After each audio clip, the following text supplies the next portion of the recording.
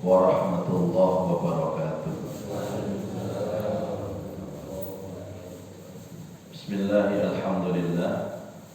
Wassalatu wassalamu ala Rasulillah Sayyidina Muhammad ibn Abdillah wa ala alihi wa sahbihi wa mawala wa la hawla wa la quwwata illa billah.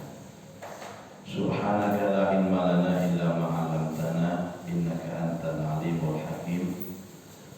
Rabbi shrah li sadri wa yassir li amri wahlul 'uqdatam min lisani yafqahu qawli, amma ba'du. Ma'asyiral muslimin wal muslimat, Bapak Ibu jamaah Masjid Baiti Jannati rahimakumullah. Hari ini spesial, kita akan mengaji tentang sirah nabawi dengan tema Rasulullah hijrah. Karena ini masih hangat-hangat, kita membahas masalah tahun baru Hijriyah. Kenapa disebut tahun baru Hijriyah? Karena momentum itu diambil dari peristiwa hijrahnya Rasulullah. Nah, sekarang kita akan mengaji tentang ini. Yang apa sih hijrah Rasulullah itu? Faktor-faktor apa yang menyulut Rasulullah SAW untuk berhijrah? Dan kenapa hijrah ini menjadi peristiwa yang dijadikan sebagai momentum menentukan tahun baru Islam? Baik, sebelumnya kita membaca surat Al-Fatihah. Mudah-mudahan nanti mendapatkan ilmu yang manfaat. Al-Fatihah.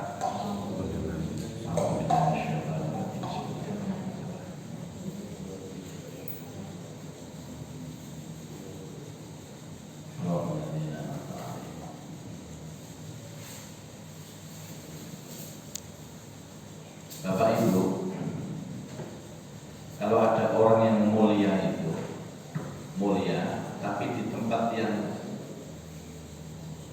orang-orang yang tidak mulia, maka tidak akan jadi mulia. Nabi itu lahir di mana? Mekah. Mendapat wahyu umur berapa? 40 tahun. Berhijrah umur berapa? 53 tahun. Berarti Nabi itu berdakwah di Mekah berapa tahun? 13 tahun. Nabi asal apa Mekah itu? Tidak dapat apa-apa. Nabi itu dicemooh, dihina, diancam, bahkan puncaknya itu diusir. Padahal Nabi ini dia mulya. Nanggone wong sing gak mulya, ya gak iso mulya. Tapi 10 tahun pindah ke Madinah, Masya Allah, Nabi diterima dengan tangan terbuka, disambut dengan sambutan yang hangat. Enten tiyang niku Bapak Ibu, asline tiyang niku mulya, berhubung masyarakat tidak bisa mulia, gak mulia. Jadi kemuliaan itu harus dua-duanya.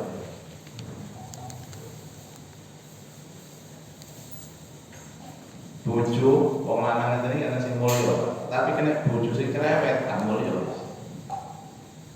Nggih. Nggih napa?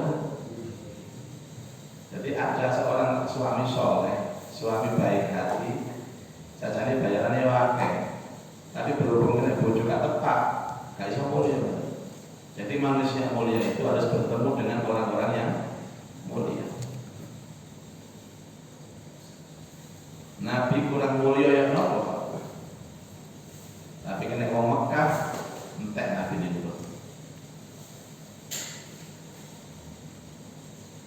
Sami kali jenengan nopo kepengin pengajian nek ana kiai top, ngundang kiai top, tapi panitia gak siap, mboten saged dadi pengajian.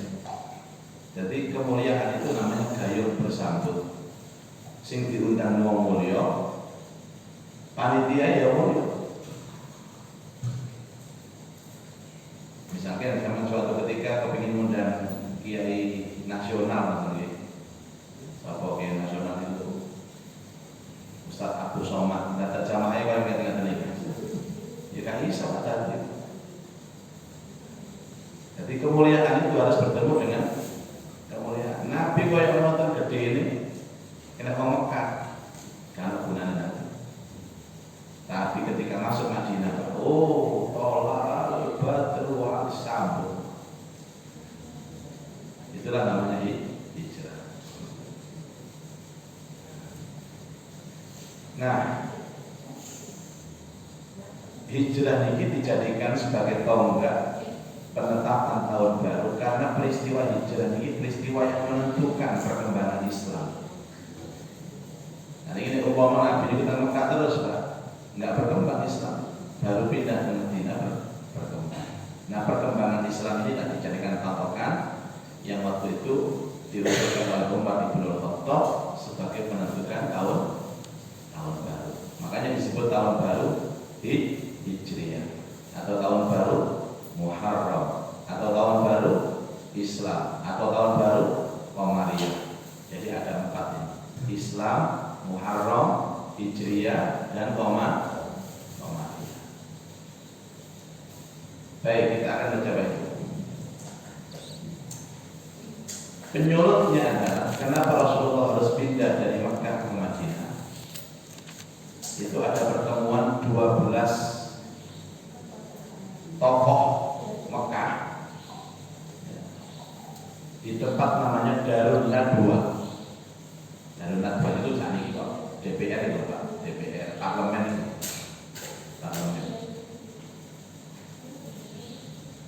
Untuk apa pertemuan itu? Untuk membahas bagaimana membunuh Muhammad. Banyak usulan-usulan Bapak Ibu. Nah usulan yang paling diterima oleh mereka adalah usulan Abu Jahal. Bagaimana kalau kita ini menyewa pemuda-pemuda pilihan yang mewakili suku-suku di suku Quraisy untuk mengepung rumahnya Muhammad dan membunuh Muhammad. Nah kok ngejak pemuda-pemuda itu Bapak Ibu? Supaya nanti kalau terbunuh bukan disalahkan, karena ada perwakilan suku itu ya yang diminta itu, dan berhasil ada 12 pemuda terbaik yang mewakili masing-masing suku itu untuk membunuh Rasulullah. Nah setelah itu Bapak Ibu ada berita itu, Jibril turun kepada Rasulullah. Untuk apa Pak? Untuk memberitahu Rasulullah, ya Rasulullah, malam ini jangan tidur di kamarmu. Jangan tidur di kamarmu dan keluarlah dari rumahmu. Jadi berita itu sampai ke Rasulullah, Pak, jadi Nabi. Nah, direncanakan akan dibunuh, kemudian diberitahu sama malaikat Jibril. Nah pagi hari itu Rasulullah datang kepada Sayyidina Abu Bakar untuk apa? Untuk minta tolong, wahai Abu Bakar, tolong temani aku hijrah. Temani aku hijrah. Jadi orang yang diminta untuk menemani Rasulullah hijrah itu adalah Sayyidina Abu Bakar. Bapak Ibu, kemudian Rasulullah pulang, ternyata belum sempat Rasulullah keluar itu pemuda-pemuda yang akan membunuh Rasulullah itu sudah mengepung rumah Rasulullah. Tapi Rasulullah sudah minta tolong Ali tolong sampai turun nanggone turun iki gawe selimutku agar dikira yang tidur itu adalah Rasulullah. Bapak Ibu, kemudian Rasulullah keluar di tengah kepungan orang-orang itu sambil membawa pasir. Rasulullah menyiramkan pasir itu ke wajah-wajah orang-orang musyrik sambil membaca waja'alna min baini aydihim saddaw wa min khalfihim saddaw wa aghshaynahum fa hum la yubsirun. Semuanya telah tidur sehingga Rasulullah SAW itu keluar dari rumah beliau itu dalam keadaan selamat. Kalau saya ketok belas,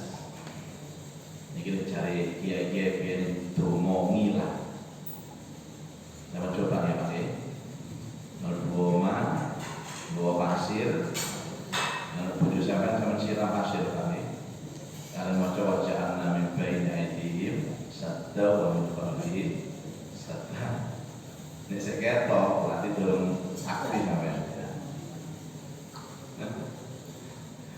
Malah disiram bojone ngamuk-ngamuk, kurang ajar.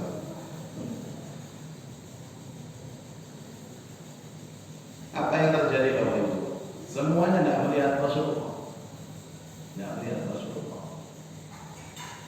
Jadi Rasulullah itu keluar dalam keadaan selamat. Kemudian datang ke rumah Sayyidina Abu Bakar dan mereka berdua berangkat. Mana tujuan yang pertama? Gua Thur yang ada di atas Gunung Thur. Dan Rasulullah berangkat ke Gua Thur itu Bapak Ibu dalam keadaan tidak memakai alas kaki, bersandaran, dan jalannya berjinjit. Kenapa kok jinjit? Agar jejak tidak terajat oleh orang musyrik. Bapak Ibu, Gua Thur itu medannya terjal, nanjak. Kalau sampai saat ini dari nanti sudah Gua Thur nih. Kalau barang-barang jalan tolong konco-konco mutawif, tolong Ustaz antarkan saya ke Gua Thur. Apa jawabannya? Waduh, kalau dia kata orang. Jadi orang-orang mukimin sendiri yang sudah lama di Mekah itu belum pernah ke Gua Thur. Saking angele medan, manjak, terus batu-batunya terjal. Ini Rasulullah jalan kaki tanpa alas, jijit banget. Masya Allah. Ya nopo kuat risiki Rasulullah ini. Ini kalau sampean di semaput Pak Pak. Bahkan di tengah perjalanan itu Rasulullah mau jatuh Pak. Akhirnya oleh Abu Bakar, badan Rasulullah itu diikatkan ke badan Rasulullah, dicangkang. Jadi bahwa Rasulullah itu pada jatuh, itu ada Abu Bakar. Sampai di Gua Thur itu, Abu Bakar sanjang datang Rasulullah. Ya Rasulullah, biarlah aku dulu yang masuk ke gua ini. Kalau ada apa-apa, nanti biar aku yang merasakan.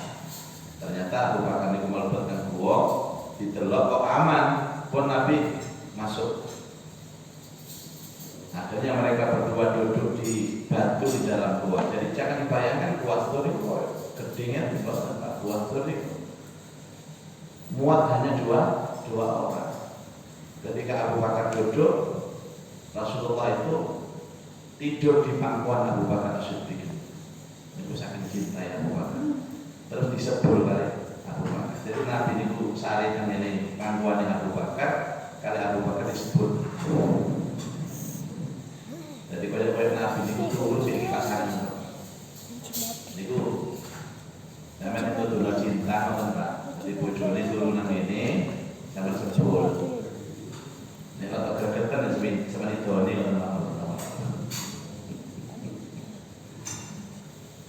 terus enten kalau jengking Bapak. Enten kalau jengking itu mau ngentok sikile Abu Bakar. Abu Bakar itu mboten wani bergerak. Diempet kali Abu Bakar. Diempet. Saking ngempetnya sampai tetesan air mata dan tetesan keringat itu jatuh di pipinya Rasulullah Sallallahu Alaihi Wasallam. Rasulullah terbangun, takut. Ana apa Pak Bakar? Buatnya kenapa Nabi. Lah kok kan pucet loh. Sikil kula ditolong jengking.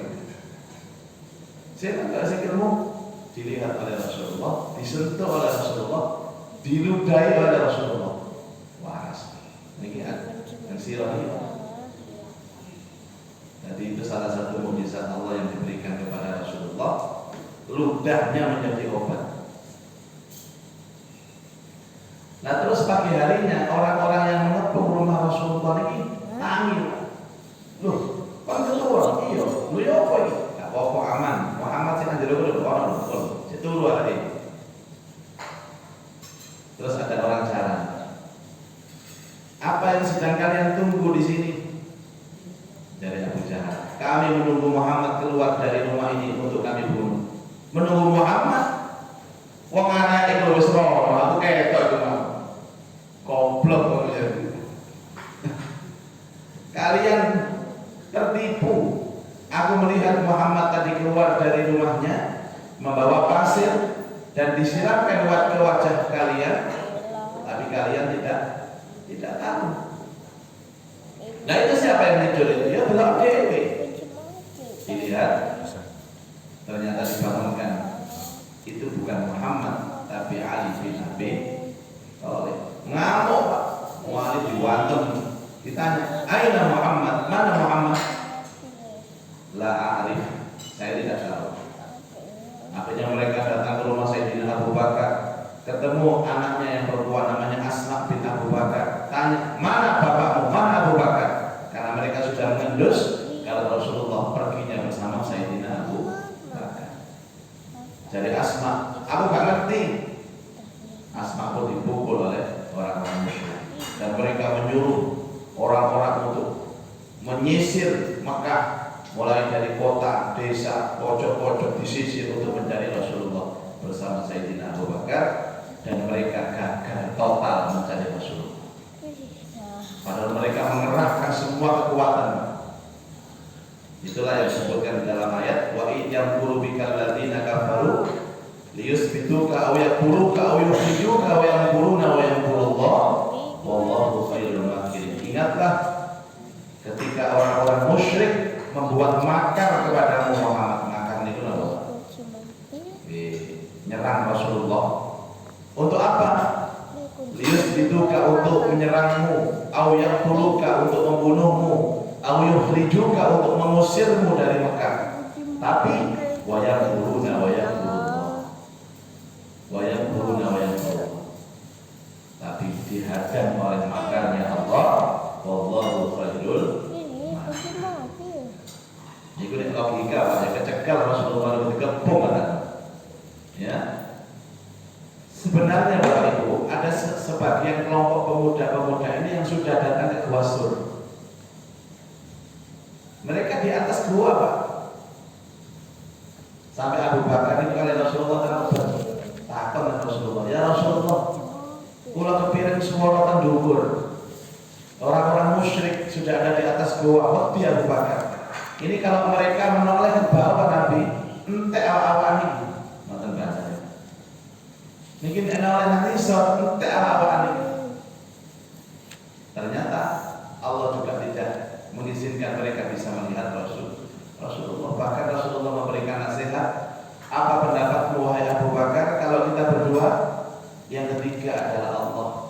Jangan takut, jangan khawatir. Innallaha ma'ana. Sesungguhnya Allah bersama kita. Niki ilmu tauhid sing dhuwur iki, Pak. Makanya angger wong wedi ngoten itu. Ngomongin innallaha ma'ana. Allah bersama kita. Mana bojo lapor ra sing lanang. Pak, berhasil entek, Pak. Lengoen entek, Pak. LPG-ne entek, Pak. Jare sing lanang, itu kan Nabi, Pak. Tenang Ibu. Allah bersama kita. Iya bersama kita. Ini duit diisi nempur beras kan. Diantar Allah bersama kita. Berapa lama Rasulullah SAW di gua ini Bapak Ibu? 3 malam. Malam Kamis, malam Jumat, malam Sabtu.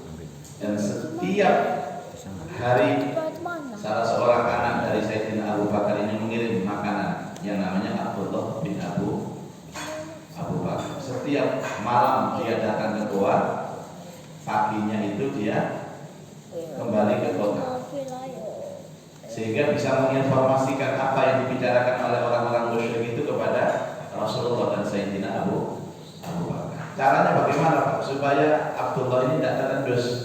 Dia bawa domba. Jadi alasan ningun apa? Pedus. Jadi pulangnya itu dombanya jalannya di belakangnya Sayyidina Abdullah bin Abu Bakar. Sehingga yang terendus itu adalah jejaknya domba, bukan jejaknya Abdullah bin Abu Bakar. Dan akhirnya hari yang ketiga Rasulullah berjalan dengan Abu Bakar ke Madinah melewati jalur yang tidak lumrah dilewati oleh orang bepergian. Di saat ini jenengan umroh jalur Mekah Madinah ini sana jalur Rasulullah hijrah itu jalur umum, tapi Rasulullah memilih jalur di sebelah selatan arah ke Yaman, jalur yang tidak pernah dilalui oleh orang-orang. Jalannya jalan setapak. Karena itulah Rasulullah menyewa orang untuk menunjukkan jalan, guide. Dan orang ini bukan orang Islam, Pak, tapi orang yang amanah yang bernama Abdullah bin Uraikid untuk menunjukkan jalan menuju Yasrib atau Madinah. Jadi menyewa orang. Inilah yang kemudian dijadikan dalil bahwa kita ini boleh, Pak. Ada sebagian orang itu boleh ya menyuruh orang yang amanah walaupun agamanya tidak Islam. Salah satunya sampean nek numpak bis. Kira-kira sama takut di sana Pak, sampeyan ini Islam apa Pak sampean Pak?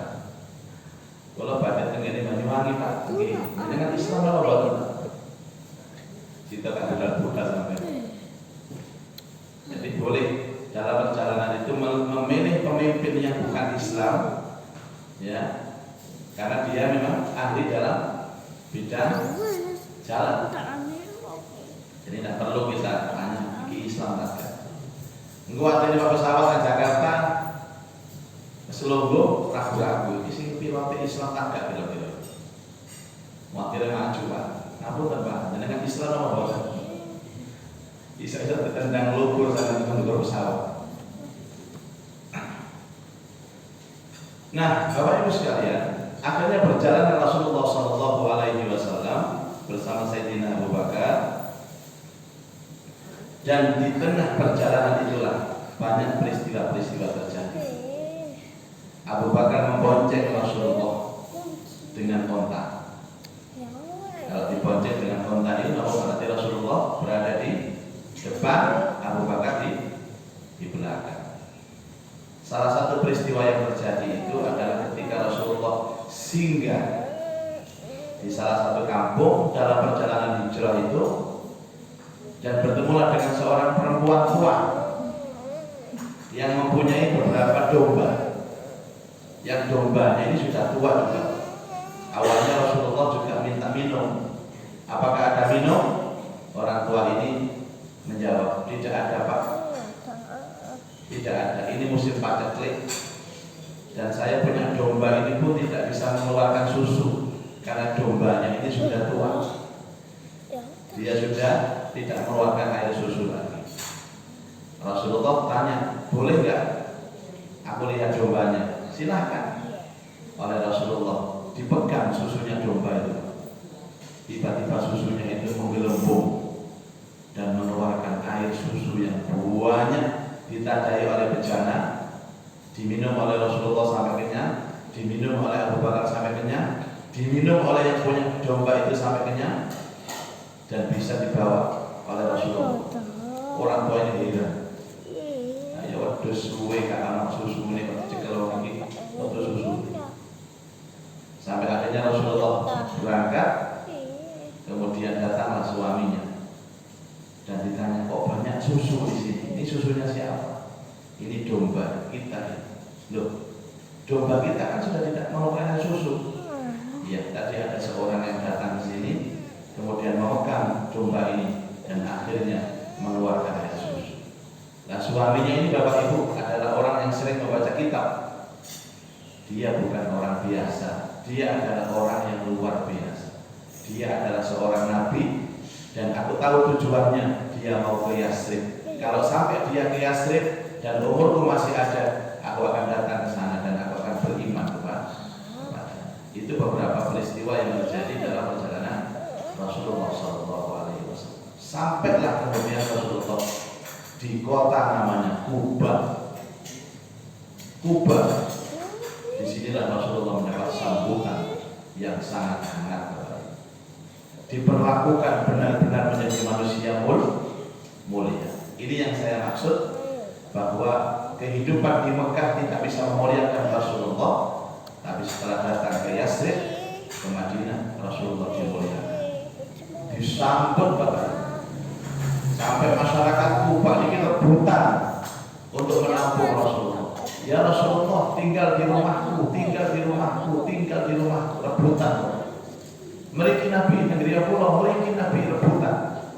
Nama Mekah diusir, nama Madinah rebutan.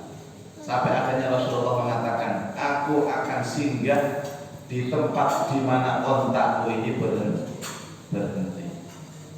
Jadi onta ini melakukan linu, terus mandek, terus, sing duwe tanah sewarna, wah alhamdulillah, Nabi nang omahku, ternyata ngadep mana ontae, budal mana, wah kasih doa. Sampai akhirnya onta ini duduk tinggal di tempat seorang sahabat yang bernama Abu Ayyub Al-Ansari. Disitulah Rasulullah SAW membangun masjid yang pertama kali di dalam era Islam, yang dimaksud dengan yang disebut masjid apa? Masjid Quba, yang dibangun atas landasan takwa. La masjidun ussisa ala taqwa. Itu cerita singkat tentang bagaimana hijrahnya Rasulullah. Jadi momentum yang diambil itu apa sih Pak? Perubahan dari disiksa menuju dimuliakan, dari dihina menuju dipuji. Seandainya Rasulullah bukan pindah ke Madinah, maka Islam tidak akan sampai di Indonesia. Makanya tonggak peristiwa hijrah ini dijadikan sebagai penentukan kalender Islam. Ini cerita singkat Pak, panjenengan tersane semerap. Di dalam kitab kita ini Syafi'i Rahman Al-Mubarakpuri setidaknya ada 6 peristiwa besar. Nanti kita ceritakan soal bab ini dari riwayat yang memiliki. Kalau kepingin ambil momen hijrahnya saja. Dan Bapak Ibu, sebelum hijrah ini terjadi ada 3 peristiwa besar. Pertama, wafatnya istri tercinta Khadijah dan pamannya Abu Thalib. Yang kedua, peristiwa Isra Mi'raj. Yang ketiga, peristiwa Bai'at Aqabah. Baru yang keempat ini di hijrah. Jadi wafatnya istrinya, pamannya, Isra Mi'raj, Bai'at Aqabah, baru hijrah. Dan Rasulullah SAW hidup damai di Madinah. Walaupun tetap banyak gangguan Bapak Ibu, tapi tidak segencar gangguan ada di Mekah. Di Madinah inilah Rasulullah bisa membangun masyarakat Madani dan menghimpun pasukan.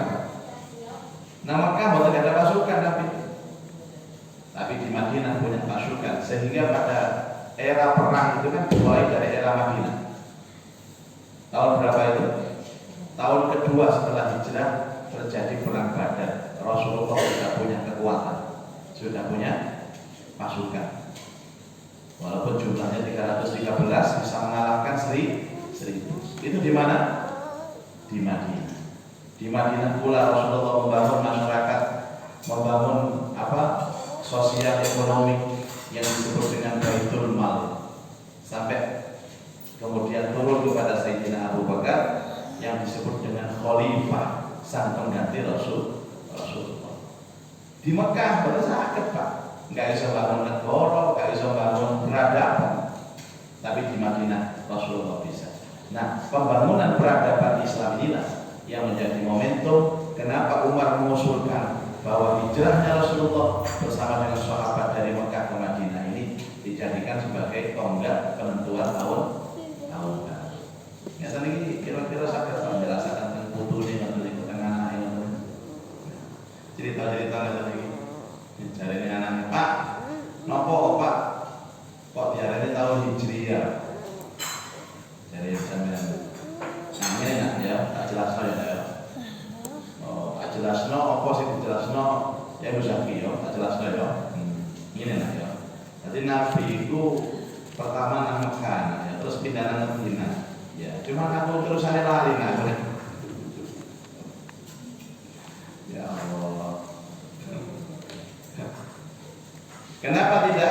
kelahiran Rasulullah dijadikan tahun baru, takutnya nanti apa Pak, sama dengan agama sebelumnya.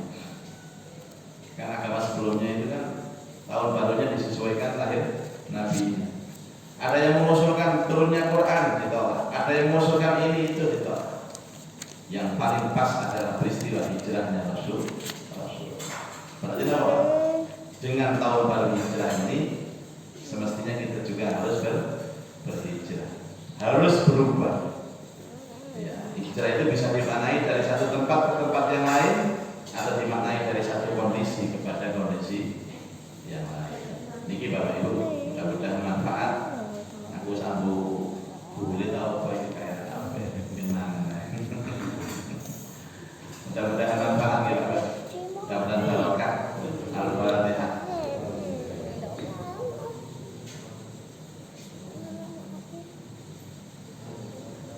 A'udzubillahi minasyaitonirrajim. Bismillahirrahmanirrahim. Alhamdulillahirabbil alamin. Allahumma shalli ala sayyidina Muhammad wa alihi wa sahbihi ajmain. Allahumma anfa'na bima 'allamtana wa 'allimna ma yanfa'una wa zidna ilman nafi'a. Allahumma arzuqna fahma nabiyyin wa hifdzal mursalin wa ilhamal malaikatil muqarrabin bi rahmatika ya arhamar rahimin. Rabbi yassir wa la tu'assir. Rabbi tammim bil khair innaka 'ala kulli syai'in qadir. Rabbana atina fid dunya hasanah wa fil akhirati hasanah wa qina adzabannar. Wa sallallahu ala sayyidina Muhammad wa alihi wa sahbihi wa barak wa sallam. Walhamdulillahi rabbil alamin. Subhanakallahumma wa bihamdika asyhadu an la ilaha illa anta astaghfiruka wa atubu ilaik. Assalamualaikum warahmatullahi wabarakatuh.